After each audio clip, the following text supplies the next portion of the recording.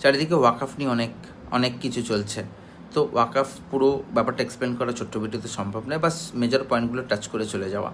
ওয়াকফ শব্দটা এসছে কোরআন থেকে, এবং যিনি প্রফেট মোহাম্মদ ছিলেন উনি এটাকে চালু করেছিলেন যে মুসলিমরা বিভিন্ন প্রপার্টি ডোনেট করবে ফর চ্যারিটেবল অ্যাক্টিভিটি, যেখানে এডুকেশনাল ইনস্টিটিউট হবে, লাইব্রেরি হবে, স্কুল হবে, হসপিটাল হবে, এই সমস্ত পারপাসেই এই প্রপার্টিগুলো ইউজ হবে, এবং it will be manage by Waqf board. তো কারেন্ট গভর্নমেন্ট বলে যে এই ওয়াকফ বোর্ডের যে প্রপার্টি ম্যানেজমেন্ট সেটা সম্পর্কে অনেক কিছু ডিসপিউট আছে, অনেক প্রবলেম আছে, যার জন্য এটাকে একটা রিস্ট্রাকচারিং করা হয়ে থাকে, এটাকে মডার্নাইজ করা হয়ে থাকে।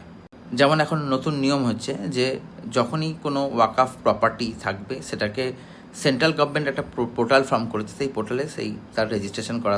সেকেন্ড বলা হচ্ছে যে কোনো মুসলিমই একমাত্র প্রপার্টিটাকে ডোনেট করতে পারবে, বা যিনি মুসলিম ধর্মটাকে কেউ যদি অ্যাডপ্ট করে থাকে অ্যাটলিস্ট তাকে 5 বছর মুসলিম ধর্ম পালন করতে হবে, তবেই সে তার প্রপার্টিটাকে ডোনেট করতে পারবে।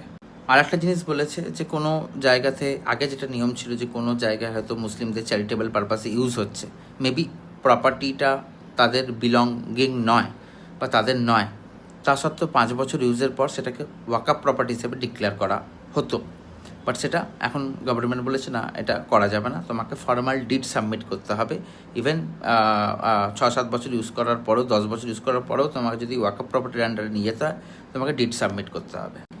ওয়াকফ বোর্ডে বিভিন্ন নন মুসলিম মেম্বার থাকবে, নন মুসলিম মেম্বার 2 জন থাকবে, মহিলা থাকবে, এবং মুসলিম মেম্বারদের মধ্যে শিয়া অ্যান্ড সুন্নি মিক্সড আপ হয়ে থাকবে। থার্ড হচ্ছে কোনো গভর্নমেন্ট প্রপার্টিকে ওয়াকফ প্রপার্টি ডিক্লেয়ার করা এমনি যাবে না, সেটা স্ক্রুটনি হবে, স্ক্রুটনি হয়ে তার পেপারস গিয়ে স্টেট গভর্নমেন্টের কাছে যাবে, স্টেট গভর্নমেন্ট সেটা ভেরিফাই করবে, ফর্মাল ডিড সাবমিট করতে হবে যে কী বেসিসে তুমি এটা প্রপার্টিটাকে নিতে চাইছো, তারপরেই তুমি প্রপার্টিটাকে একমাত্র তার অন্তর্ভুক্ত করতে পারবে।